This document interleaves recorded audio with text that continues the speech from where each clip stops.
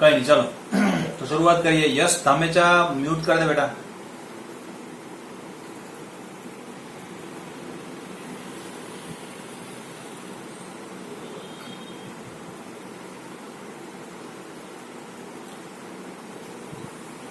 ચાલો ફટાફટ શરૂ કરીએ. બરાબર, લાસ્ટ ટાઈમ આપણે કેટલાક જો કે એમસીક્યુ જ હતા, બરાબર, તો એના કેટલીક વેરાયટી વાળા દાખલાઓ જે છે આપણે જોયા હતા અને એનો અભ્યાસ આપણે કરેલો હતો. તો એ બરાબર ખાસ લખી લીધા હશે બધાએ અને પોતાની નોટ્સની અંદર બરાબર એ વસ્તુ નોટિફિકેશન કરી દેજો, જેથી કરીને એ બધા દાખલા એવા છે કે જે વારંવાર એના કોન્સેપ્ટના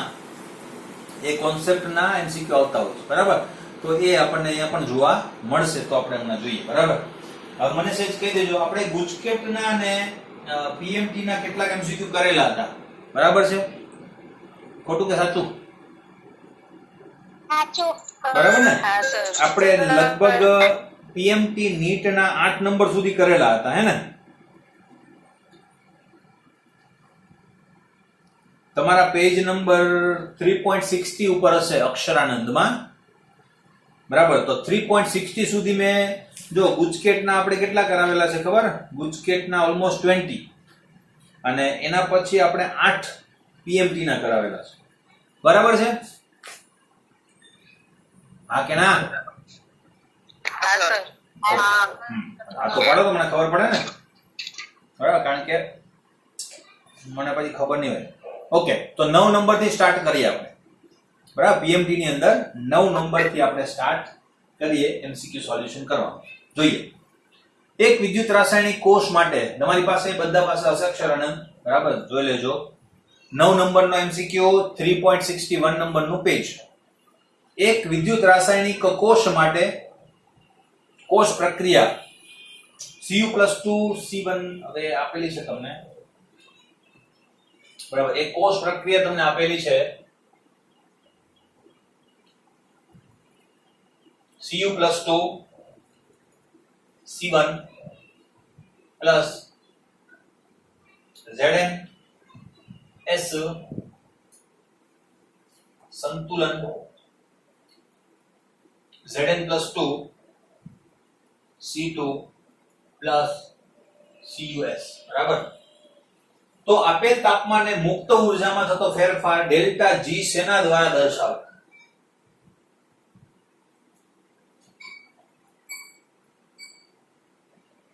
દ્વારા દર્શાવે. બરાબર, હવે ઓપ્શન્સ જુઓ તમે. lnC2, lnC2/C1, lnC1 અને lnC1 C2. બરાબર, આટલા ઓપ્શન તમને આપેલા છે. તો આમાં શું આવશે? ડેલ્ટા G નું સૂત્ર આપણને ખબર છે, બરાબર, કે ભાઈ એની અંદર શું આવે? Delta G = -RT ln K. બરાબર, અથવા RT ln K. K માટે નિપજ ભાગ્યા પ્રક્રિયા તમે લખી શકો. તો એ આપણને ખ્યાલ છે, બરાબર. તો એમ ગણો તો અહીંયા એક પણ ઓપ્શન એવો નથી કે જે ડાયરેક્ટલી મેચ થાય. આવા કન્ફ્યુઝન જે છે એ હોય જ છે. આપણી આવી જે કોમ્પિટિટિવ એક્ઝામ હોય ને એની અંદર આવા કન્ફ્યુઝન હોય. બરાબર, ઘણી વખત તમને એવું થતું હોય કે બે ઓપ્શન એક સરખા છે, બે સાચા છે. બરાબર, તો બંને સાચા હોઈ શકે. બરાબર, એક લેવલ ઉપર બંને સાચા હોય તો તમારે નિર્ણય લેવો પડે કે કયું ઓપ્શન વધારે સાચું છે અને કયું ઓપ્શન એવું છે કે જે અમુક સંજોગોમાં ખોટું પડી જાય. બરાબર, તો તમારે વધારે સાચું ઓપ્શન જે છે એ સિલેક્ટ કરવું પડે. આ યાદ રાખજો, કારણ કે કન્ફ્યુઝનના જે સિચ્યુએશન છે ઘણી બધી વાર બનતી હોય છે. બરાબર, તો હું આ ડેલ્ટા G માટે જો લખવા જાઉં તો મારી પાસે શું હોય? તો કે ભાઈ RT ln K. બરાબર, K એટલે નિપજ ભાગ્યા પ્રક્રિયક. તો હું આ રિએક્શન માટે જો લખું તો Zn ભાગ્યા શું થઈ જશે? Cu. બરાબર, એ પ્રકારે આવશે. તો અહીંયા હું C2/C1 આવું લખી શકું. બરાબર, તો આવા પ્રકારનો એક ઓપ્શન મને આપેલો છે, એ છે ઓપ્શન બી. બરાબર, તો બીજા બધા ઓપ્શનની સરખામણી બીજા બધા ઓપ્શનમાં આ તો છે જ નહીં. જો મને ક્યાંક RT ln C2/C1 આપેલું હોત અથવા 2.303 RT log C2/C1 આપેલું હોત તો હું એને સિલેક્ટ કરવાનો પ્રયત્ન કરત. બરાબર, પણ આને હું સિલેક્ટ કરવાનો પ્રયત્ન નહીં કરત. પણ હવે મારી પાસે બીજા કોઈ ઓપ્શન નથી જેમાં આવું કંઈ હોય. તો એક ઓપ્શન છે કે જેની અંદર આ છે, આ નથી, આ છે, તો હું એને સિલેક્ટ કરીશ. એટલે મારો ઓપ્શન કયો થશે? બી. બરાબર, તો ખબર પડી? બરાબર, સૂત્ર મુજબ બંધ બેસતું ના પણ આવતું હોય તો મેં કીધું એમ વધારે પ્રોપર જવાબ જે છે તમારે ત્યાં આપવો પડે. પછી ને ગ્રેસિંગ ની રાહમાં એમ ના લઈ લેવાનો કે આનું ગ્રેસિંગ મળી જશે, બરાબર, ત્યાં એવું કે ગ્રેસિંગ નહીં મળે. એ જેટલા ઓપ્શન છે એમાંથી સાચામાં સાચું ઓપ્શન જે છે એ સિલેક્ટ થાય.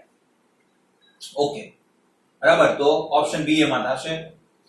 પછી 10 નંબર 0.1 નોર્મલ KCl ના દ્રાવણની વિશિષ્ટ વાહકતા 23 ડિગ્રી સેલ્સિયસ તાપમાને એક આપેલી છે તમને, બરાબર.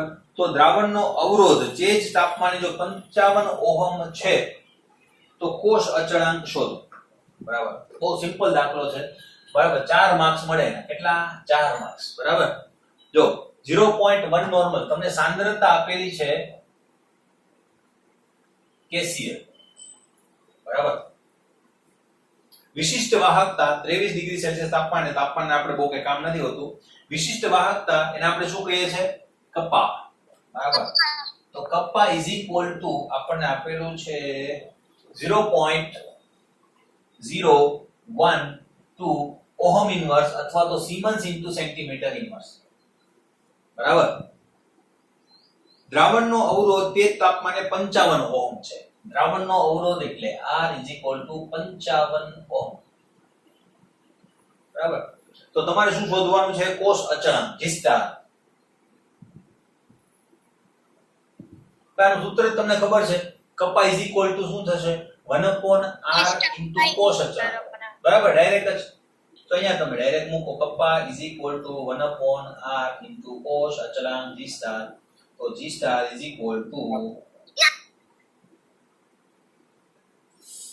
કેટલો જવાબ આવે છે? 0.60. એકમ ને એવું છે, ચેક કરી લેવાનું. સેન્ટીમીટર છે ને, બરાબર. ઘણી વખત શું હોય, અહીંયા માનો કે મીટર આપેલું હોય અને તમારા જે ઓપ્શન છે એની અંદર સેન્ટીમીટર આપેલું હોય તો ત્યાં થોડું ઘણું કન્વર્ઝન કરવું પડે, બરાબર. બાકી બીજું કઈ વાંધો ના આવે. કેટલો આવે છે આન્સર? 0.66 સેન્ટીમીટર ઇન્વર્સ, બરાબર. તો એ આની અંદર ઓપ્શન છે, જવાબ બી. ઓકે, હા. નંબર 11 નંબર ઉપર આપણે આવીએ. એક રિએક્શન આપેલી છે તમને 2Cu+, આ પેલા જેવો જ છે, આપણે કાલે કર્યો ને એ ટાઈપનો દાખલો છે. 2Cu+ gives Cu+2 + Cu.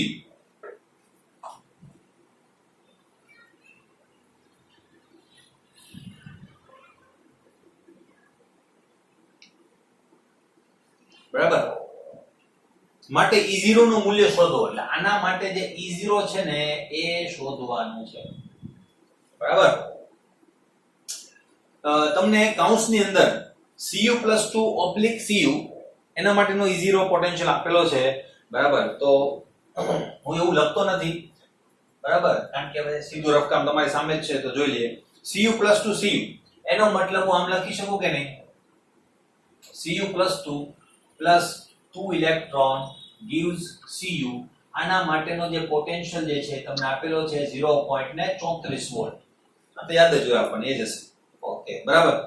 અને Cu+2 gives Cu+ એ પણ રિડક્શનની પ્રક્રિયા છે, એનો પોટેન્શિયલ 0.15. Cu+2 છે ને plus electron gives Cu plus આનો જે પોટેન્શિયલ છે એ છે 0.15, બરાબર. તો શું કીધું છે તમને? હા, તો ઉપર જ કીધેલું છે E0 શોધો, બરાબર. તો શું કરીએ? મેં કીધું એમ સરવાળા, બાદબાકી, ગુણાકાર કરીને સરવાળો, બરાબર, ઉલટાવીને સરવાળો, એવું તમારે કંઈક એડજસ્ટમેન્ટ કરવું પડે. આ બેનો સરવાળો આ પણ થતું હોય, બરાબર, આ બેનો સરવાળો આ પણ થતું હોય, તો એ જોઈ લેવા, બરાબર. કોનો સરવાળો કોના જેટલો થાય જોઈએ તો જો કોનો સરવાળો કરીશું આપણે, બોલો. 1 2 3 સમીકરણ 3 ને 2 ને ઉલટાવીને પહેલા વડે, બરાબર. તો જો Cu મને એક અહીંયા દેખાય છે, બરાબર. Cu+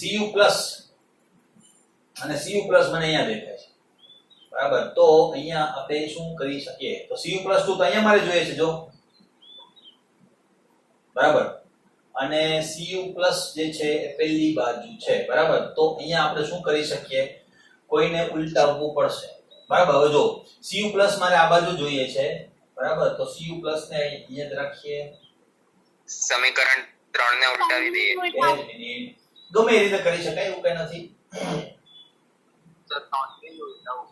સર 3 ને ઉલટાવી દેવો. 3 ને ઉલટાવી દઈએ આપણે, બરાબર. તો 3 ને ઉલટાવી દઈએ તો cu પ્લસ 2 અહીંયા આવી જશે, બરાબર. તો 3 ને આપણે ઉલટાવીએ પહેલા, બરાબર. તો cu plus gives cu plus 2 અને પ્લસ ઇલેક્ટ્રોન. આ થઈ ગયું. આ સમીકરણ મેં ઉલટાવી દીધું, બરાબર. એટલે મારે cu પ્લસ આ બાજુ જોઈએ છે તો આ બાજુ જ રાખીએ, બરાબર. હવે આને આની સાથે મેચ કરી દઈએ એટલે આ રિએક્શન અહીંયા જ હું લખું, બરાબર ને. એ ઓટોમેટિક ઉડી જવું જોઈએ, તો આ ઉડી જાય છે જો, બરાબર. તો જોઈએ cu plus 2 gives plus 2 electron gives cu. cu. હવે અહીંયા બે ઇલેક્ટ્રોન છે, આપણા રિએક્શન ની અંદર ઇલેક્ટ્રોન છે જ નહીં, તો આને શું કરીએ? 2 વડે ગુણમાં.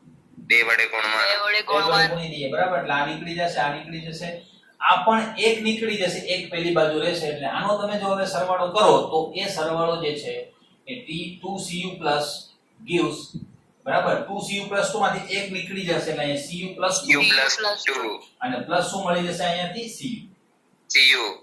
બરાબર.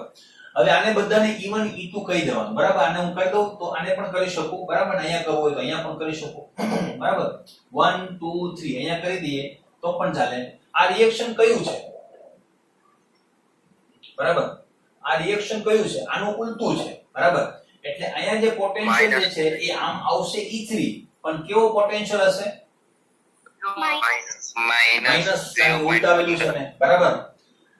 આ કયું રિએક્શન છે? તો આ બે ઇલેક્ટ્રોન વાળું આ રિએક્શન છે, તો એના માટે જે છે એ છે E2. એ કેટલો રહેશે આપણી પાસે? 0.34 મોલ, બરાબર. અને અહીંયા આના માટે આપણે કહી દઈએ E1, બરાબર. બે વડે ગુણવાથી તમારો પોટેન્શિયલ ગુણાતો નથી, આ ખાસ ધ્યાન રાખજો. એની મેં એક નોંધ પણ લખાવેલી છે. ઇઝ ઇક્વલ ટુ શું થઈ જશે આપણી પાસે? ક્વેશ્ચન માર્ક, બરાબર. તો હવે આ વસ્તુ જોઈએ તો આ બધા માટે જો મુક્ત ઊર્જા ફેરફાર લખીએ તો આ G3 થશે, આ G2 થશે અને આ G1 થશે, બરાબર. તો અહીંયા આપણે જોઈ શકીએ છીએ કે ભાઈ delta G1 is equal to delta G2 plus delta G3, બરાબર. બધાની કિંમતો મૂકી દઈએ તો અહીંયા શું થશે? Minus N1F E1 is equal to minus N2F E2 minus N3F E3. F ઉડી જશે, માઈનસ ઉડી જશે, એટલે તમને ખબર છે શું રહેવાનું છે? N1 E1 is equal to N2 E2 plus E3. Sir G3 ને બે વડે નહીં ગુણવાનું. હા હા, એ મેં ભૂલી ગયો.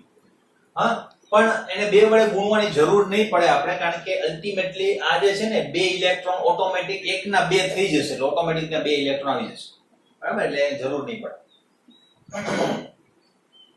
હવે E1 આપણે જોઈએ છે શું? E1 ને સૂત્રનો કરતા બનાવી દઈએ. એની અંદર ઇલેક્ટ્રોનનો વિનિમય કેટલો થાય છે? તો જો ઇલેક્ટ્રોનનો વિનિમય કેટલો થાય છે એમ ગણો તો 2 Cu છે, બરાબર. તો અહીંયા ઇલેક્ટ્રોનનો વિનિમય કેટલો થશે? કેટલા ઇલેક્ટ્રોનનો વિનિમય થશે, બરાબર. તો આ પ્લસ છે, તો આ Cu જે છે ને એક ઇલેક્ટ્રોનને આપશે, એટલે વિનિમય એક જ ઇલેક્ટ્રોનનો થશે. આ ખબર પડી કે નહીં? હા, બરાબર. આ આને એક ઇલેક્ટ્રોન આપી દેશે, એક ઇલેક્ટ્રોન, એટલે આ શું બની જશે? Cu. અને આ શું બની જશે? +2. cu plus 2. બરાબર. એટલે એક જ ઇલેક્ટ્રોનનો જે છે એ વિનિમય ત્યાં તમને જોવા મળશે. તો એ વિનિમયને અનુરૂપ જો આપણે જોઈએ તો એક ઇલેક્ટ્રોનના માટે થશે N2 કેટલું છે? N2 એટલે E2 કેટલા ઇલેક્ટ્રોન? 2. E2 ની કિંમત જ મૂકી દઈએ. હવે કેટલી છે આપણી પાસે? 0.4 પ્લસ E3 N3 કેટલું છે? એ પણ આપણી પાસે હશે 2, બરાબર. E3 કેટલું છે આપણી પાસે? -0.15, બરાબર. અને ભાગ્યા તો એક જ આવે છે, એટલે એ એક એમ જ લખી નાખું, નો લખો તો પણ ચાલે. હવે આનો સરવાળો કરો, એ તમારો E1 આવશે 0.38. આવે છે જવાબ? C option C. Option C ટૂંકમાં 0 પોઈન્ટ કેટલો જવાબ આવે છે 38 38 37 જેને આવતો હશે બરાબર એ 38 ની નજીક જ છે પણ તમારો જવાબ જે છે 37 આ 37 માં જેવો હશે એટલે 0.38 આપણો આન્સર જે છે આપણે રાખીશું વોલ્ટ. ક્લિયર? તો મેં તમને કીધું તું એ જ કોન્સેપ્ટ નો દાખલો છે. આપણે ઓલરેડી આવા બે દાખલા તો ગણી ચૂક્યા છીએ અને આ એના જેવો ત્રીજો દાખલો. તો અહીંયા પણ એક એડજસ્ટમેન્ટ કરવું પડે. કોઈને નવું એડજસ્ટમેન્ટ મગજમાં આવ્યું હોય તો એ પણ થાય હે ને, તો પણ જવાબ તો આનો આ જ આવશે, એમાં કાંઈ ફરક પડવાનો નથી. કદાચ કોઈને કોઈ બીજી જગ્યાએ ગુણી અને તમારું મગજમાં આવ્યું હોય તો એ રીતે પણ તમે કરી શકો, કોઈ ઇશ્યુ નથી. ઓકે ચાલો નેક્સ્ટ. સર સર બોલો. આ cu + 2 કેવી રીતે કેન્સલ થયા? કઈ જગ્યાએ? આ અહીંયા બે cu છે ને બેટા, હા એટલે એમાંથી એક કેન્સલ થઈ ગયો ને એક લખ્યો આપણે, હા હા ને? હા કાઢી નાખું, સ્ક્રીનશોટ કરવો હોય તો કરી લેજો.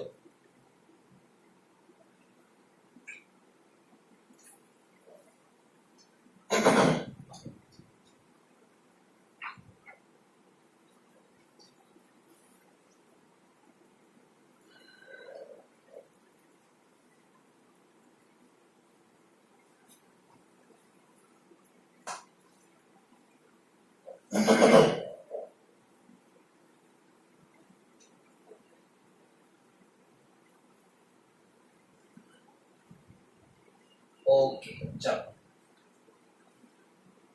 નેક્સ્ટ ક્વેશ્ચન ઉપર આપણે જઈએ.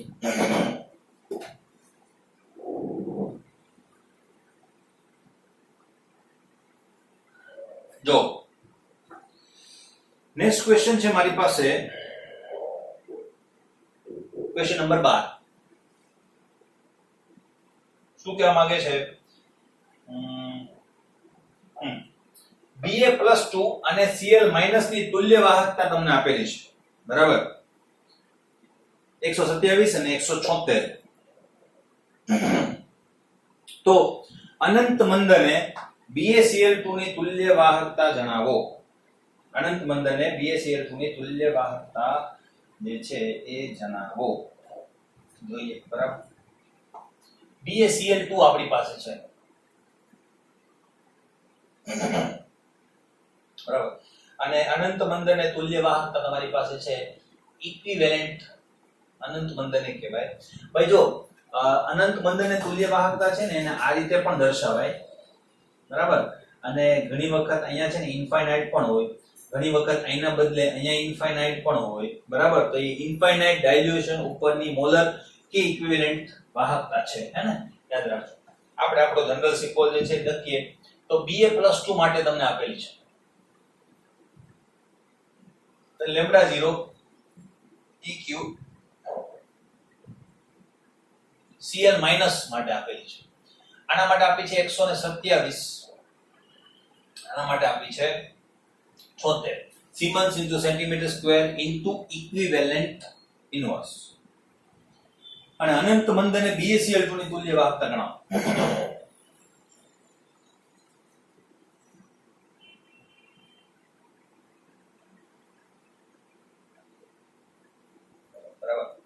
હવે અનંત મંદને BaCl2 ની તુલ્ય વાહકતા તમે જોવા જાઓ તો એમ ગણો તો તુલ્ય વાહકતા વાળો પોર્શન થોડોક અલગ હોય છે, આપણે એ ભણ્યા નથી બરાબર, એ હું તમને કહી દઉં. આપણે મોલર વાહકતા ભણ્યા છે, તુલ્ય વાહકતાનું ખાલી આપણે સૂત્ર લખેલું છે.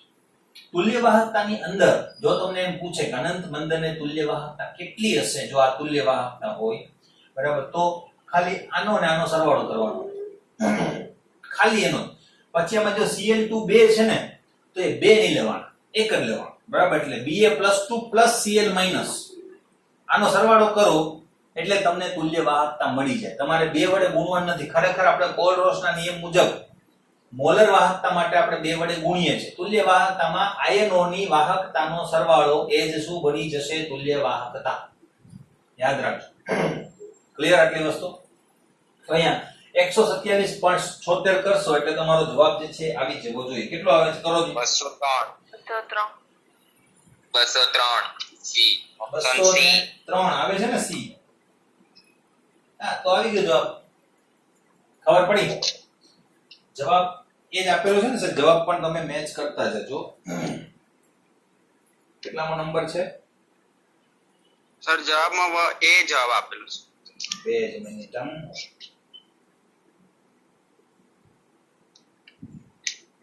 2 મિનિટ હા બેટા.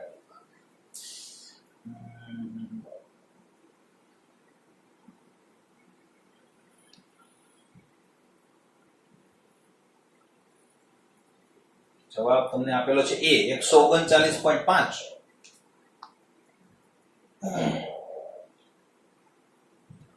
પાછળ છે ને તમને એનું સોલ્યુશન પણ આપેલું છે. ઓકે. આમાં શું પ્રોબ્લેમ છે મિત્રો? હવે જો એક પ્રોબ્લેમ છે એ જ હશે પ્રોબ્લેમ હું માનું છું. બરાબર? તમને કઈક સોલ્યુશન તો આપેલું છે પણ એ સોલ્યુશન તો ઠીક પણ અલ્ટિમેટલી આ જે વાહકતા છે ને તુલ્ય વાહકતા નથી. અહીંયા કઈક ભૂલ છે. બરાબર? તો જ આ જવાબ. બાકી તુલ્ય વાહકતાનો જવાબ 203. એટલે કાં તો તમે જો આ તુલ્ય વાહકતા સાચી હોય તો તમારો જવાબ ખોટો આપેલો છે તો જવાબ આવશે સી 203. ઓકે. અને જો જવાબ સાચો હોય તો આ તુલ્ય વાહકતા નથી. ખબર પડી? તો આ છે ને મોલર વાહકતા છે. શું છે?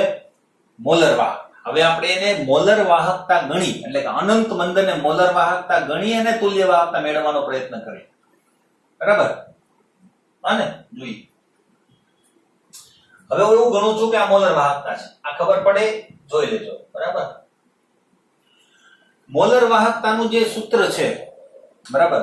મોલર વાહકતાના અને ઇક્વિવેલેન્ટ વાહકતાના સૂત્રો સરખા છે. બરાબર? તો એક સંબંધ જે તમને મેં સૂત્રોમાં નથી લખાયો પણ છે, બરાબર, કે અનંત મંદને જે મોલર વાહકતા છે એ લખી દો તમને. બરાબર? હવે જો મોલર વાહકતા અને તુલ્ય વાહકતા અનંત મંદન, બરાબર, તો એના માટેના જે સૂત્રો છે. હાલો, નથી આવતો અવાજ? પરફેક્ટ આવે છે. કોનો અવાજ આવે? Okay fine. ચાલો. એટલે કોઈને અવાજનો પ્રોબ્લેમ હશે તો તમારા એન્ડ થી કદાચ પ્રોબ્લેમ. મારો નેટ તો આઈ થિંક ચાલુ જ છે. Okay fine. કમ્પ્લીટ જ છે. બરાબર? તો આપણી પાસે જે સૂત્ર છે, બરાબર, અનંત મંદ અને મોલર વાહકતા અને તુલ્ય વાહકતા વચ્ચેનો સંબંધ એ જુદો હોય છે. મેં તમને કીધું એ પ્રમાણે. બરાબર? તો એનું સૂત્ર શું થાય ખબર? λ0m upon λ0 eq, બરાબર, is equal to n. n એ શું છે? સંયોજકતા છે. શું છે? સંયોજકતા છે. બરાબર? તો આ એક સૂત્ર જે છે એ તમારી પાસે છે. હવે તમે કહેશો કે આ સૂત્ર ક્યાંથી આવ્યું?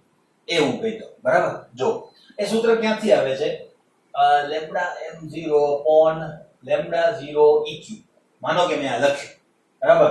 હવે આના બરાબર λm બરાબર શું છે? Kappa into 1000 upon c. પણ c છે માં મોલારિટીમાં, એટલે હું અહીં કેપિટલ m લખું છું. હે, c ના બદલે કેપિટલ m, આપણને ખબર પડે મોલારિટીમાં છે.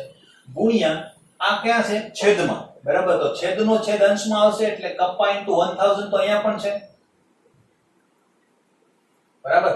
અને આના છેદમાં શું આવશે? નોર્માલિટી. બરાબર? આ છેદનો છેદ ક્યાં જશે? અંશમાં. એટલે હું આ નોર્માલિટી ઉપર લખી શકું કે નહીં? ખબર પડી? હવે આ બધું ઉડી જાય. આ ઉડી જાય એટલે વધ્યું શું મારી પાસે? નોર્માલિટી ભાગ્યા મોલારિટી. નોર્માલિટી એટલે શું થાય? મોલારિટી ગુણ્યા સંયોજકતા. બરાબર? સંયોજકતા અને ભાગ્યા શું થઈ જશે? m. બરાબર? હવે આ m પણ નીકળી ગયા તો શું વધ્યું? ખબર પડી કે નહીં? બરાબર? એટલે આના ભાગ્યા આ કરો એટલે સંયોજક. એટલે આ સૂત્ર છે અને એ આવ્યું આ રીતે. ખબર પડી? હવે જો હું આને મોલર વાહકતા તરીકે ગણું, બરાબર, તો આ રીતે મારી વાત થાય. તો અહીંયા મારી થોડીક જફા વધી જશે. બરાબર? ભૂલ છે કે નહીં મને નથી ખબર. મેં કીધું એમ બે જવાબો આપણી પાસે છે. કાં તો જવાબ ખોટો છે, જવાબ 203 આવે, અને કાં તો અહીંયા મોલારિટી આપેલી છે. બરાબર? તો બંને રીતે આપણે જોઈ લઈએ. હવે જો માનો કે આ મોલારિટી હોય તો મોલારિટી માટે અનંત મંદને મોલારિટી કેટલી થાય? તો તમને ખબર છે, બરાબર, આયનોની જે મોલારિટી છે એમાં છે ને સ્મોલ લેમ્બડા કરવો જોઈએ મારે. બરાબર? તો આયનોની જે મોલર વાહકતા છે, બરાબર, એના સરવાળા બરાબર. એટલે અહીંયા મારે 2 લખવું પડશે Cl-. બરાબર? હવે અહીંયા હું સરવાળો કરું તો કેટલો થશે? 127 પ્લસ 2 ગુણ્યા 76 જોજી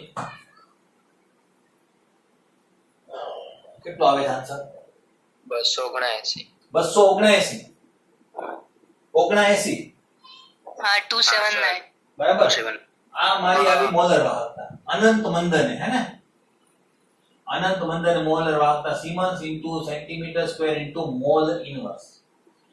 હવે હું આ સૂત્રની અંદર જો એ વસ્તુ કરું બરાબર તો હું એ શું લખી શકું કે ભાઈ ઇક્વિવેલેન્ટ મોલર વાહકતા જે છે એને આમ લઈ જાવ આ આમ આવી જાય તો અહીં શું મળશે મને મોલર વાહકતા ભાગ્યા સંયોજકતા. અહીંયા સંયોજકતા કેટલી છે 2 બરાબર તો અહીંયા કરો જી ભાગાકાર કરો આવી જાય. હે આવી ગયો સર 39.5 300 આવી ગયો 139 આવે છે ઓપ્શન એ 39.5 એનો મતલબ કે અહીંયા જે છે આમ તમને મોલર વાહકતા આપેલી છે ત્યાં તુલ્ય વાહકતા છે ને ત્યાં મોલર વાહકતા કરી નાખજો તો તમારો આન્સર સાચો આવશે અને જો એ તુલ્ય વાહકતા જ હોય તો તમારો આન્સર ખોટો છે તો તમારો આન્સર સી આવશે.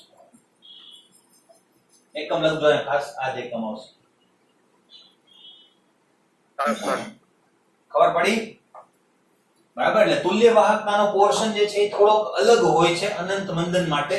એના માટે બે વસ્તુ મેં તમને કીધી કે તુલ્ય વાહકતા અને મોલર વાહકતા અનંત મંદન એની વચ્ચેનો સંબંધ આ અને બીજી વાત મેં તમને કરી કે તુલ્ય વાહકતા જો તમને અનંત મંદને આપેલી હોય આયન માટે તો તમારે શું કરવાનું છે તો તમારા જેટલા બે આયન હોય ને તો બંને આયનનો સરવાળો એમાં તમારે એને 2 વડે ગુણવાનું 3 વડે ગુણવાનું એવું નથી કરવાનું સીધું Ba અને Cl નો સરવાળો. ચાલો બહુ ટાઈમ થઈ ગયો બરાબર. ખોટી વસ્તુ હોય ને એમાં હંમેશા સમય વધારે જાય. કાઢી નાખો. હા ચાલો સર હા સર આમ તુલ્ય વાહકતાની ડેફિનેશન કહે તો શું થાય? મેં લખાવેલી છે ભાઈ. સાંદ્રતા જ્યારે નોર્માલિટીમાં હોય બરાબર ત્યારે જે દ્રાવણની વાહકતા હોય એને તુલ્ય વાહકતા કહેવાય. એટલે આપણે 1 મોલર લઈએ છીએ તો અહીંયા 1 ગ્રામ તુલ્ય એવી રીતે પણ લઈ શકીએ. એક નોર્મલ સાંદ્રતા ધરાવતા દ્રાવણની અનંત મંદને વાહકતા એને સીમિત તુલ્ય વાહકતા કહેવાય અને અનંત મંદને કાઢી નાખો તો મોલર તુલ્ય વાહકતા ખાલી કહેવાય. ખબર પડી? એટલે 1 મોલર ના જગ્યાએ આપણે શું બોલવાનું 1 નોર્મલ બરાબર. અને હજુ આગળ જવું હોય તો 1 મોલ પદાર્થ 1 લીટર દ્રાવણમાં ઓગાળેલો હોય ત્યારે મોલર વાહકતા 1 ગ્રામ તુલ્ય પદાર્થ 1 લીટરમાં ઓગાળી અને બનતા દ્રાવણની જે વાહકતા છે એને તુલ્ય વાહકતા કહેવાય. બરાબર. તો પહેલામાં મોલ શબ્દ વાપરીએ તુલ્ય વાહકતા એટલે કે નોર્માલિટીની અંદર ગ્રામ તુલ્ય એવો શબ્દ આપણે વાપરતા હોય અથવા ગ્રામ તુલ્યને બીજી રીતે કેવું હોય તો તુલ્ય ભાર જેટલો ગ્રામમાં વજન. બરાબર એ રીતે પણ. Okay fine. Next page number પ્રમાણિત વિદ્યુત ધ્રુવ પોટેન્શિયલ તમને આપેલો છે બરાબર. બે પોટેન્શિયલ તમને આપેલા છે. જો Fe+2 Fe+3 Fe ને એકબીજાના સંપર્કમાં રાખવામાં આવે આ મેં તમને લખાવી દીધો છે ક્વેશ્ચન કાલે છેલ્લો આપણે લખ્યો તો ક્વેશ્ચન યાદ હશે તમને. Fe પેલો બે દાખલા ગણાવ્યા ત્યાર પછીનો એક ત્રીજો ક્વેશ્ચન બરાબર. તો એ જ છે અને મેં તમને કીધું તો પૂછાયેલો ક્વેશ્ચન છે તો જો અહીંયા છે જ બરાબર. એટલે Fe+3 ઘટે છે એવો આન્સર આવે અને કેમ આવે આપણે કાલે જોયું તો આજે હવે એ ફરીથી જોવાની જરૂર નથી. બરાબર છે? કોઈને પ્રશ્ન એમાં યાદ છે ને બધાને? કાલે કરેલું હતું આપણે હે ને? ઓકે 14 નંબર જ્યારે Pt ના વિદ્યુત ધ્રુવ વડે NaCl નું વિદ્યુત વિભાજન કરવામાં આવે પ્લેટિનમના વિદ્યુત ધ્રુવ વડે એટલે કે નિષ્ક્રિય ધ્રુવ તમારે સમજવાનું છે અને NaCl નું વિદ્યુત વિભાજન કરવામાં આવે ત્યારે કેથોડ પર H2 વાયુ મળે છે અને Hg વિદ્યુત ધ્રુવ લેવામાં આવે ત્યારે કેથોડ પર સોડિયમ એમાલ્ગમ મળે છે. આ મેં તમને વાત કરેલી છે બરાબર.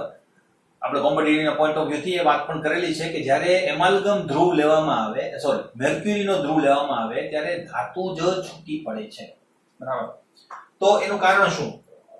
બરાબર તેના કારણ છે Hg એ Pt કરતા વધુ નિષ્ક્રિય છે.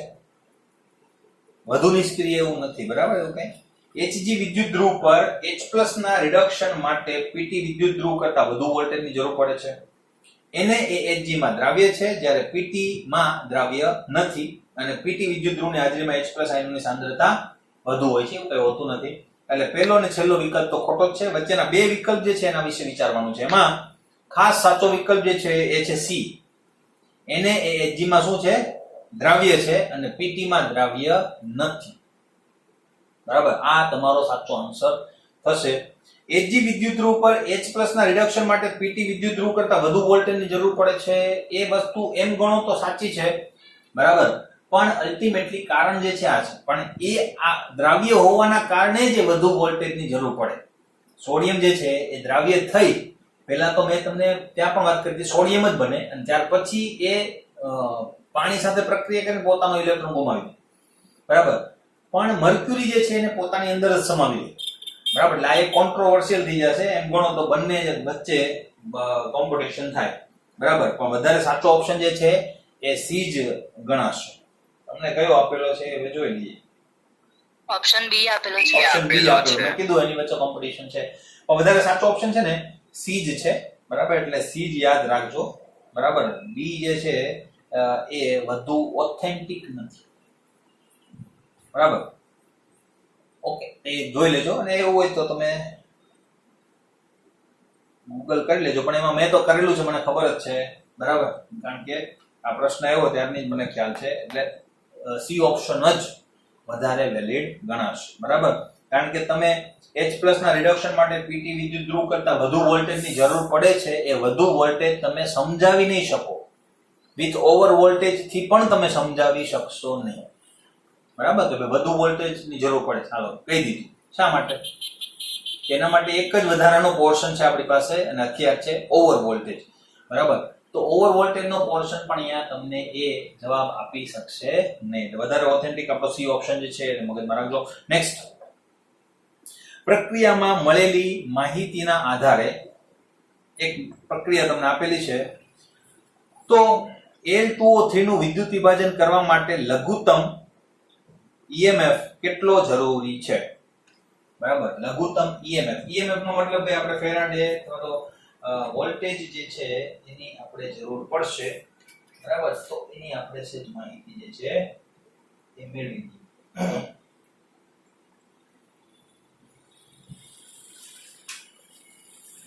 ડેલ્ટા જી ની વેલ્યુ આપેલી હોય ને એટલે આપણી પાસે એક જ સૂત્ર જે છે એ રહેશે, બરાબર. કયું? -NFE sine. NFE વાળું સૂત્ર, NFE વાળું સૂત્ર. જોઈ લેજો. અહીંયા તમારે રિએક્શન જે છે એની માહિતી આપેલી છે. રિએક્શન ની અંદર જોતા મને એક વસ્તુ માલુમ પડે છે કે અહીંયા છે ને, બરાબર, રિએક્શન ઉપરથી તમારે માહિતી લેવાની છે. ખાલી એમ જ નથી લઈ લેવાનું કે ભાઈ એલ્યુમિનિયમ 3 ઇલેક્ટ્રોન ગુમાવીને L+3 બની જાય છે અથવા તો મેળવીને L બની જાય છે. એ તો છે જ, પણ ખાસ કરીને વિદ્યુત પ્રવાહની જરૂર પડશે ને, મોલ ઉપર પણ આધારિત હોય છે, બરાબર. એટલે કેટલા ઇલેક્ટ્રોનનો વિનિમય થાય એ પણ તમારે અહીંયા જોવું પડે, બરાબર. તો અહીંયા 4/3, બરાબર, 4/3 એલ્યુમિનિયમ તમને આપેલો છે, બરાબર. એટલે એને અનુરૂપ તમારા જે ઇલેક્ટ્રોન છે એ પણ એ પ્રમાણે હોવા જોઈએ, બરાબર. જો પેલી બાજુ છે તમને આપેલું છે 2/3 Al2O3, બરાબર. પણ એકમાંથી કેટલા મોલ મળશે? 2. તો એ 2 ને 2/3 સાથે ગુણશો એટલે જવાબ 4/3 જ મળશે, બરાબર. એટલે એવું ગુણાકાર શું કામ કરો? કારણ કે આ બાજુ તમને એકલો એલ્યુમિનિયમ આપેલો જ છે, બરાબર. એટલે કેટલા મોલ થશે? 4/3 મોલ. 4/3 મોલ એલ્યુમિનિયમ આપણે મેળવવો છે, બરાબર. હવે આપણે રિએક્શન લખીએ. L માટેની રિએક્શન શું થશે? તો કે L+3 જે છે એ 3 ઇલેક્ટ્રોન મેળવી અને શું બની જશે? L, બરાબર.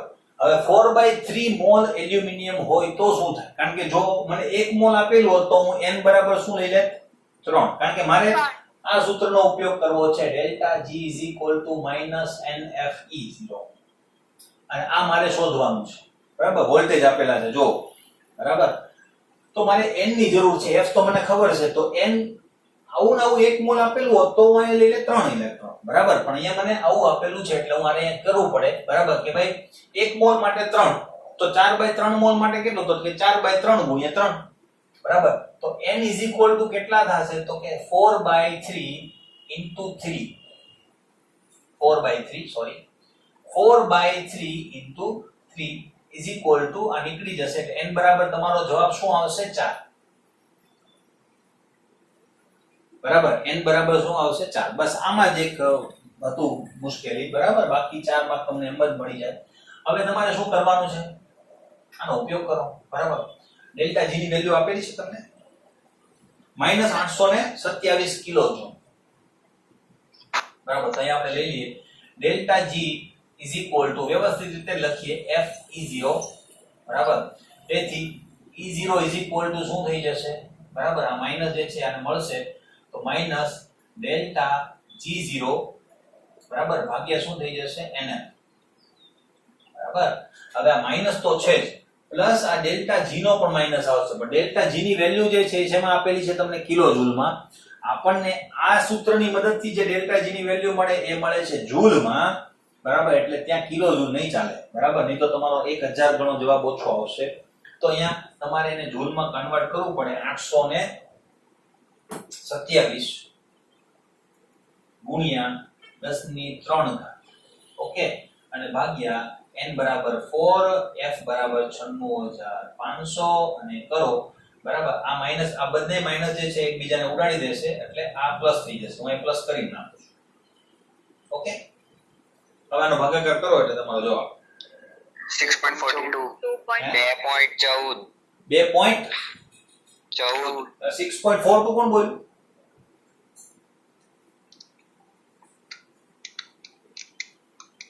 એ બરાબર 2.14 જ જવાબ આવે છે ઉતાવળ કરવાની નહીં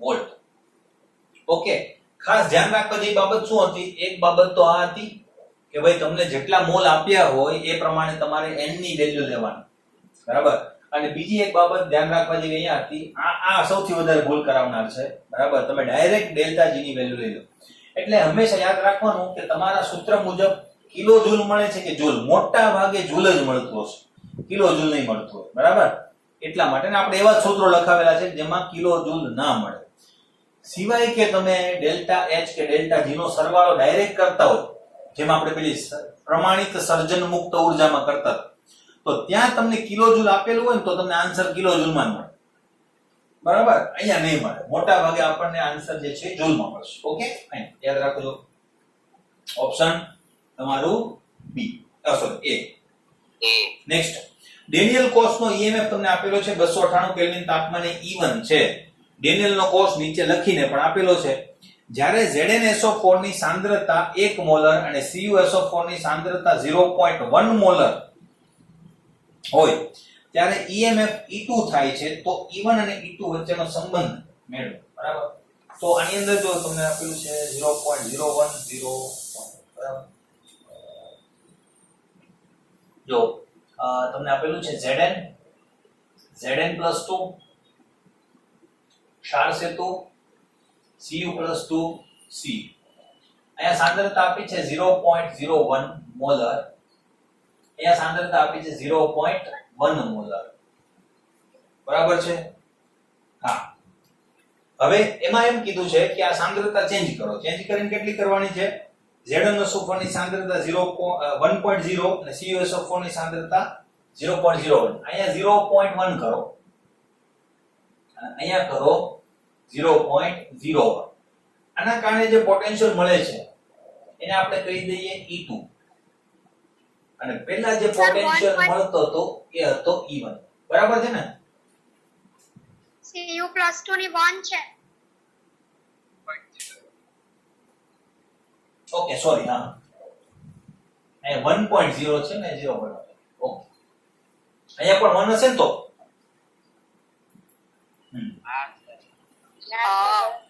ઓકે કઈ વાંધો નહીં તો પણ જવાબ સેમ જ રહે કારણ કે આ બે સાંદ્રતા સેમ હતી ને એટલે હે ને કઈ વાંધો જો હવે શું થાય છે અહીંયા જોઈ લઈએ બરાબર તો અલ્ટિમેટલી શું થાય છે તો કે એનોડ ઉપર તમે સાંદ્રતા ઘટાડો છો અને કેથોડ ઉપર સાંદ્રતા વધારો છો સાંદ્રતા કોષનો જે પોર્શન આપણે ભણેલા હતા એ ખાસ અગત્યનો છે મિત્રો બરાબર તમને ખબર છે એનોડ ઉપર ઓછી સાંદ્રતા જે છે એ એનોડ બને બરાબર એટલે એનોડ ઉપર ઓછી સાંદ્રતા હોવી જોઈએ જેટલી ઓછી સાંદ્રતા એટલી એનોડની શક્તિ વધારે ખબર પડી એટલે સિમ્પલ છે એમાં આયનોનું નિર્માણ થાય છે, એટલે સાંદ્રતા ઓછી હશે તો આયનો વધારે ઝડપથી નિર્માણ પામશે. જો પહેલેથી જ આયનોની સાંદ્રતા વધારે હશે તો બેક રિએક્શન વધી જશે અને પોટેન્શિયલ ઘટી જશે. બરાબર? એટલે એક વસ્તુ છે કેથોડ ઉપર ઊંધું થાય છે. કેથોડ ઉપર શું થાય?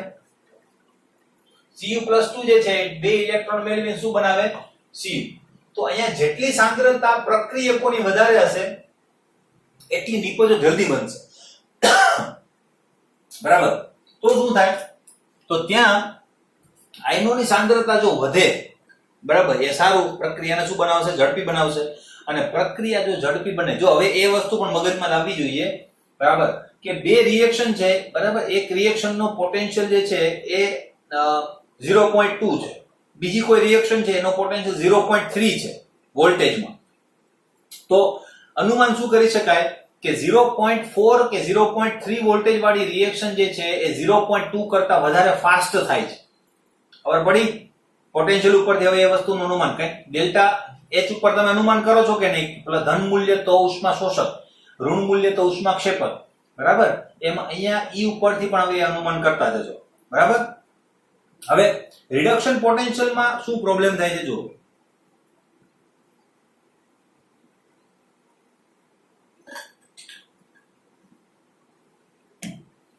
આપણે કોમન વસ્તુ શીખેલા હતા, આનાથી થોડું ઘટકે એક વાત કહી દઉં તમને અને એ વસ્તુ કામમાં આવશે. બરાબર? આપણે કોમન વસ્તુ શીખેલા હતા મેન્યુઅલી, એમ ટેકનિકલ શીખેલા હતા કે ભાઈ એનોડ ઉપર ઓછો રિડક્શન પોટેન્શિયલ હોય, યાદ રાખજો. બરાબર? હવે જો A plus 2 electron plus 2 electron gives A, B plus 2 electron gives B. બરાબર?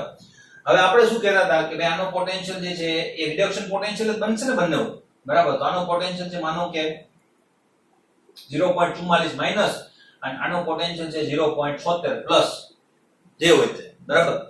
તો આમાં એનોડ કોણ બનશે? તો આપણે AO એવું યાદ રાખ્યું હતું. બરાબર? એનોડ ઉપર ઓછો રિડક્શન પોટેન્શિયલ, તો એમાં એનોડ આ બનશે. ઓકે, કઈ વાંધો નહીં. હવે જો મેઈન વસ્તુ શું છે આમાં, શું કહેવા માંગે છે કે હવે AO હોય તો ખબર પડી ગઈ સૈદ્ધાંતિક રીતે. જો આ રિએક્શનની સ્પીડ જે છે એ કેવી છે? ઓછી. અને માઈનસ પોટેન્શિયલ નો મતલબ થાય કે એ પ્રક્રિયા ફોરવર્ડ ઓછી જાય છે, રિવર્સ વધારે આવે છે. ખબર પડી? બરાબર? એટલે રિવર્સ વધારે છે, ફોરવર્ડ પ્રક્રિયા ઓછી છે. આ પ્રક્રિયામાં ધન એવું કહે છે કે પ્રક્રિયા ફોરવર્ડ વધારે છે, રિવર્સ ઓછી છે. ખબર પડી ગઈ? બરાબર? એટલે આ પ્રક્રિયા આગળ વધારે જાય છે અને પાછળ ઓછી આવે છે. આ પ્રક્રિયા પાછળ વધારે જાય છે અને આગળ ઓછી આવે છે. ખબર પડી? હવે આ બંને વચ્ચે જો તો શું છે?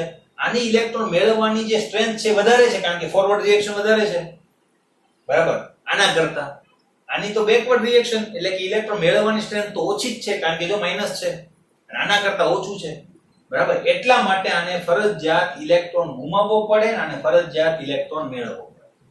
બરાબર? તો આ ટેકનિકલી હતું, તો એ વસ્તુ યાદ રાખજો. તો અહીંયા શું થાય છે? અલ્ટિમેટલી ઇલેક્ટ્રોન ગુમાવે છે. બરાબર ને? અહીંયા ઇલેક્ટ્રોન મેળવે છે, અહીંયા ગુમાવે છે, અહીંયા મેળવે છે. તો મેળવવાની પ્રક્રિયામાં જો આયન વધારે, તો લ શેટેલિયરના નિયમ મુજબ પ્રક્રિયકોની સાંદ્રતા વધે તો પ્રક્રિયા વધુ ને વધુ પુરોગામી બને. તો આમાં પણ વધુ ને વધુ પુરોગામી બનશે, ને જેટલી પુરોગામી બને, બરાબર, એટલો પોટેન્શિયલ વધતો જાય. ખબર પડી? બરાબર? એટલે જેટલી પુરોગામી, હવે અહીંયા તમે સાંદ્રતા તમે વધારી દીધી એટલે એ પુરોગામી બનાવવામાં મદદ કરશે. એટલે આ સાંદ્રતા ઘટીને, બરાબર, એ શું કરશે? હાનિકારક છે. શું કરશે? સાંદ્રતા ઘટીને વધે તો મદદરૂપ થશે. અહીં મદદરૂપ થઈ, અહીંયા તો આપણે ઘટાડીને સાંદ્રતા, એટલે આ શું છે? હાનિકારક. હાનિકારક નો મતલબ એ પ્રક્રિયાને ઉત્તેજિત નહીં કરે, નિષ્ક્રિય બનાવશે, રિવર્સ ડાયરેક્શનની પ્રક્રિયા વધશે. અહીંયા પ્રક્રિયામાં શું થાય? ખબર? ઊંધું આવું. સાંદ્રતા ઘટી તો પ્રક્રિયા જે છે એ આમ આવવા માંડશે. ખબર પડી? તો એ વસ્તુ યાદ રાખજો. અહીંયા સાંદ્રતા વધી, હવે અહીંયા પ્રક્રિયા શું થાય છે?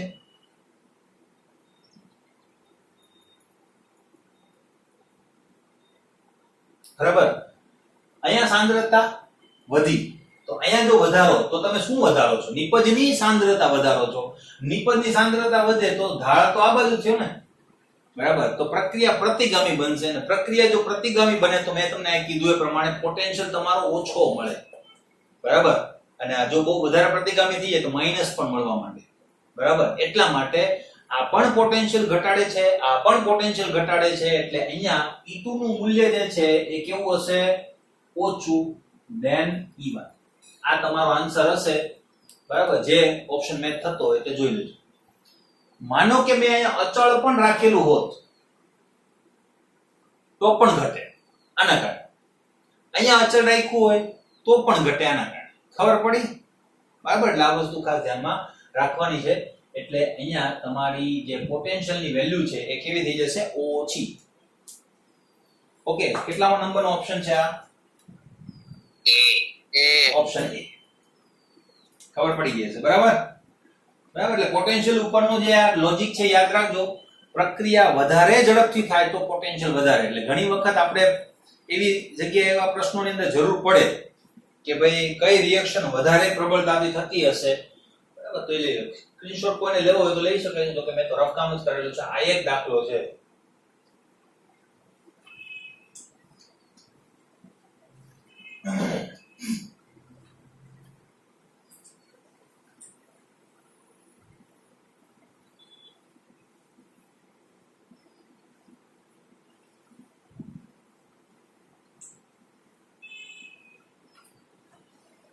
જોઈ લઈએ નેક્સ્ટ. નંબર આવ્યા. ઓકે, જો હોલ પ્રક્રિયા દ્વારા બોક્સાઇટમાંથી 270 કેજી એલ્યુમિનિયમનું ઉત્પાદન કરવામાં આવે તો એનોડ દ્વારા વપરાતો કાર્બનનો જથ્થો ગણો. ફક્ત કાર્બન ડાયોક્સાઇડ આપે છે એવું આપણે ધારવાનું છે. હવે જો જે પ્રક્રિયા હોય તે હોલ પ્રક્રિયા હોય કે, બરાબર, જે હોય તે પ્રક્રિયા, બરાબર, એમાં કાર્બનનું રૂપાંતર શેમાં થાય? CO2 ની અંદર, બરાબર. હવે જો હોલ હેરાલ્ટ જે મેથડ છે, બરાબર, એ મેથડ તમારે આવશે તત્વોનું વર્ગીકરણ અને તેના સામાન્ય સિદ્ધાંતોની અંદર, બરાબર. એટલે એ પ્રક્રિયા તો એમ ગણો તો ત્યાંની છે. અને ત્યાં એક બીજું એક વાક્ય પણ છે, બરાબર, એ પણ ખાસ અગત્યનું છે, પણ એ ત્યાં ભણજો, મારે અત્યારે કંઈ કેવું નથી એના માટે. આ રિએક્શનને કેવી રીતે સોલ્વ કરી મને ખબર જ નથી, બરાબર. માનો કે મને અહીંયા નિપજ તરીકે શું મળે છે નથી ખબર મને, બરાબર. કેવી રીતે મને આખું રિએક્શન છે એનું, બરાબર, પણ રિએક્શન માનો કે મને ખબર નથી, કારણ કે હોલ મેથડ ની અંદર આપણે એલ્યુમિનિયમ મેળવીએ છીએ. કેવી રીતે મેળવીએ છીએ? Al2O3 માંથી, બરાબર. તો એની રિએક્શન યાદ હોવી જોઈએ. પહેલી રિક્વાયરમેન્ટ તો એ થાય, મને નથી યાદ, બરાબર. તો કઈ કામ નથી. અલ્ટિમેટલી ભાઈ એલ્યુમિનિયમ મળે કેવી રીતે? તો કે ભાઈ Al+3 મેળવશે 3 ઇલેક્ટ્રોન, એલ્યુમિનિયમ બનાવશે. એટલી તો ખબર હોય કે નહીં? એલ્યુમિનિયમ નું વજન આપણને ખબર છે, એટલે આપણને પોટેન્શિયલ પણ ખબર પડી જાય, બરાબર. તો એ કઈ એવી મગજમારી થાય નહીં. તમને CO2 કેટલું મળશે ને એવું પૂછેલું હોય તો થોડી ઘણી કદાચ પ્રોબ્લેમ થઈ શકે, બરાબર. તો જો અહીંયા શું કીધેલું છે? હેલ પ્રક્રિયા દરમિયાન બોક્સાઇટમાંથી 270 કેજી એલ્યુમિનિયમનું ઉત્પાદન આપણે કરવું છે. બોક્સાઇટ એટલે Al2O3 તમે ગણી શકો, હે ને ભાઈ? બસ Al2O3 પર XH2 હોય છે, પણ આપણે કઈ જરૂર નથી. એલ્યુમિનિયમ કેટલું? 270 કેજી, બરાબર. એલ્યુમિનિયમનું ઉત્પાદન કરવામાં આવે તો એનોડ દ્વારા વપરાતો કાર્બનનો જથ્થો ગણો. અને ફક્ત કાર્બન ડાયોક્સાઇડ, કાર્બન જે છે એ ફક્ત કાર્બન ડાયોક્સાઇડ આપે છે એવું આપણે ધારણા કરવાની છે. હવે જો ખાસ, બરાબર, પહેલા તો એલ્યુમિનિયમ આટલું ઉત્પાદન કરવા માટે કેટલા ફેરાડે વિદ્યુતની જરૂર પડશે એ આપણે નોંધવું પડશે. માઇક કોઈનું ઓન છે બેટા? બંધ કરી દેજો માઇક.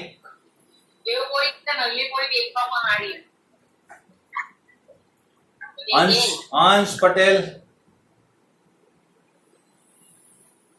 ખબર પડી? બરાબર. એટલે પહેલા આના ઉપરથી આપણે શું શોધવું પડશે કે ભાઈ કેટલા ઇલેક્ટ્રોન્સ ની જરૂર પડશે ફેરાડે ની અંદર. તો એ પહેલા શોધી લઈએ અને પછી એને એપ્લાય કરીશું કોના ઉપર? કાર્બન ડાયોક્સાઇડ બનાવવા ઉપર. આપણે આખી પ્રક્રિયા લખવી નથી, માનો તો જોઈશું, બરાબર. જો એલ્યુમિનિયમ માટે આપણે જો લખીએ તો Al+3 ઇલેક્ટ્રોન્સ gives એલ્યુમિનિયમ, બરાબર. આ રિએક્શન આપણે ફોલો કરીશું. 3 ફેરાડે 1 મોલ માટે જોઈએ, બરાબર. તો 1 મોલ નો મતલબ કેટલો થાય? 27 ગ્રામ, બરાબર. એ આપણને ખ્યાલ છે, આપણે ગ્રામ ઉપર વહીવટ નહીં કરીએ, આપણે એને મોલ માં કન્વર્ટ કરી નાખીશું, હે ને? તો મોલ માં કેવી રીતે કન્વર્ટ થાય? ઉપર પહેલા તો ગ્રામ જોઈએ, એટલે 10³ ઘાત મારે લખવા પડશે ગ્રામ, અને ભાગ્યા 27, બરાબર. આ કરશો એટલે તમારો આન્સર જે છે એ કેટલો આવશે? જોજી 270 અને ગુણ્યા 10, 10 ની 4 ઘાત આવે, એ જ આવે ભાઈ. બરાબર 27 દાણ, બરાબર 27 ગુણ્યા 10 એટલે 270 અને એક 10 અહીંના ને એક 10, 10 ની 3 ઘાત એટલે 10 ની 4 ઘાત મળે છે, જોઈ લેજો. બરાબર. હવે 10 ની 4 ઘાત મળે તો આપણે અહીંયાથી લખી શકીએ કે નહીં કે ભાઈ 1 મોલ માટે 1 મોલ એલ્યુમિનિયમ માટે જોઈએ છે 3 ફેરાડે, તો 10 ની 4 ઘાત મોલ માટે કેટલા ફેરાડે? તો 3 ગુણ્યા 10 ની 4 ઘાત ફેરાડે થશે. બરાબર. આ આપણને મળી ગયું Q ની વેલ્યુ મળી ગઈ આપણને. બરાબર. હવે કાર્બન શું કરે છે? બરાબર. કાર્બન જે છે એ ઓક્સિજન સાથે પ્રક્રિયા કરી અને શું બનાવે છે? CO2 બનાવે છે. બરાબર. તો આ દરમિયાન કેટલા ઇલેક્ટ્રોન એ ગુમાવે છે? કારણ કે ઓક્સિજન તો ઇલેક્ટ્રોન મેળવનાર થશે, તો ઓક્સિજન ઉપરથી જોવાનું, કારણ કે કાર્બન પોતાની ઓક્સિડેશન અવસ્થા તો બદલ્યા કરે. બરાબર. ઓક્સિજન -2 જ બનશે, તો -2 હિસાબે આપણે લઈએ તો અહીં કેટલા ઇલેક્ટ્રોનની જરૂર પડશે? એને 4 ઇલેક્ટ્રોનની. એ ગુમાવે મેળવે તો કઈ જરૂરી નથી, પણ અલ્ટિમેટલી ગુમાવે જ. બરાબર. એટલે 4 ઇલેક્ટ્રોનનો વિનિમય કરવો પડશે અહીંયા એને. 4 ઇલેક્ટ્રોન એ કાર્બન કોને આપશે? ઓક્સિજનને, અને CO2 બની જશે. 4 ઇલેક્ટ્રોનનો મતલબ શું થાય? 4 ફેરાડે. આપણી પાસે કેટલા ફેરાડે છે? દુનિયાભરના ફેરાડે છે. બરાબર. તો અહીંયા આપણે એ કરવું પડે, તો જોઈ લઈએ થાય છે કે નહીં. બરાબર. 4 ફેરાડે, બરાબર, વિદ્યુત જથ્થો તો કેટલું? 1 મોલ થશે ને. 4 ફેરાડે વિદ્યુતનો જથ્થો તો 1 મોલ CO2. બરાબર છે? હા. તો આપણી પાસે તો કેટલું ઢગલા બનશે? 3 ગુણ્યા 10 ની 4 ઘાત ફેરાડે. તો કેટલું? બરાબર. એટલે અહીંયા તમારે કરવું પડશે 3 ગુણ્યા 10 ની 4 ઘાત ગુણ્યા 1 ભાગ્યા 4 મોલ CO2 થશે. બોલો કેટલું થાય છે? 3 ભાગ્યા 4 એટલે 0.75. 0.75. હા ને, 0.75 ગુણ્યા 10 ની 4 ઘાત મોલ થશે. 0.75 ગુણ્યા 10 ની 4 ઘાત મોલ CO2. બરાબર. હવે અહીંયા આપણને શું આપેલું છે? વજન આપેલું છે કે ક્યાં ગયો? કેટલામાં નંબરનું છે? હા, કેજી આપેલું છે વજન. તો આપણાનું વજન ગણવું પડશે. આ તો શું મળ્યા આપણને? મોલ. તો આને ગુણ્યા આપણે શું કરવું પડશે? કાર્બન નથી કીધું, બરાબર. જો તમને એમ કીધું હોય કેટલો કાર્બન વપરાશે એમ કીધું છે ને, ઓકે, એનો દ્વારા વપરાતો કાર્બનનો જથ્થો. જોજો, કાર્બનનો જથ્થો કીધો છે તો અહીંયા આ મોલ ની અંદર કેટલા કાર્બન છે? 1. એટલા કાર્બન વપરાશે. જો તમને કેટલો CO2 ઉત્પન્ન થશે તો તમારે આને કેટલા વડે ગુણવું પડે? 44 વડે. મને કાર્બન પૂછેલો છે એટલે હું આને શું ગણીશ? કાર્બન. બરાબર. તો હું કેટલા વડે ગુણીશ આને? 12 વડે. બરાબર. તો વપરાતો કાર્બન, બરાબર, તો એ કાર્બન ને હું C વડે દર્શાવું તો કેટલા મોલ કાર્બન વપરાશે? 10 ની 4 ઘાત. બરાબર. અહીંયા માનો કે C2 સમથિંગ કંઈક હોત તો મારે અહીંયા અડધું કરવું પડે, સોરી ડબલ કરવું પડે. બરાબર. તો મારે આને ગુણ્યા 2 કરવા પડે. પણ અહીંયા 1 મોલ માંથી 1 જ મળે છે એટલે આટલા મોલ કાર્બન વપરાશે અને એને ગુણ્યા હું શું કરી નાખીશ? 12. કરો જી. 9 કેટલું? 9 ગુણ્યા 10 ની 4 ઘાત. 4 ઘાત. તો 90000 થઈ ગયા ને? હા. 90000 ગ્રામ. તમને અહીંયા આપેલું છે કિલોગ્રામમાં, તો આ શું થઈ ગયું? કિલોગ્રામ. 90 કિલોગ્રામ. 90 કેજી. બરાબર. તો આ રીતે તમે દાખલો જે છે ગણી શકો. મેં કીધું એમ ખાસ જોઈ લેવાનું, કાર્બનનું વજન કીધું છે કે CO2 નું વજન કીધું છે. અહીંયા વપરાતા કાર્બનનું વજન કીધું છે એટલે મેં 12 વડે ગુણ્યા. જો મને CO2 નું વજન પૂછેલું હોત તો હું અહીંયાથી શરૂ કરી દે અને એને 44 વડે ગુણી નાખત. ખબર પડી? હા. બોલો બીજો કોઈ પ્રશ્ન? બરાબર. એટલે ભાઈ નીટ અને JEE ના દાખલા મફતમાં તો ના થાય, એમાં થોડીક બુદ્ધિ વાપરી અને કરવા પડે. બરાબર, એટલે ખાસ એની અંદર બસ આવા જ લોજિક હોય છે. બીજું એમાં એવી એક વસ્તુ નવી આવી તુલ્ય વાહકતા વાળી, બાકી એવી કોઈ વસ્તુ નથી કે જે આપણે નથી ભણ્યા. બરાબર, એટલે તમે પણ સારી રીતે મેન્સ જે છે ને ક્રેક કરી શકો, કોઈ ઇશ્યુ નથી. બરાબર, મહેનત કરવી પડે. ઓકે, આનો સ્ક્રીનશોટ પાડો તો પાડી લેજો.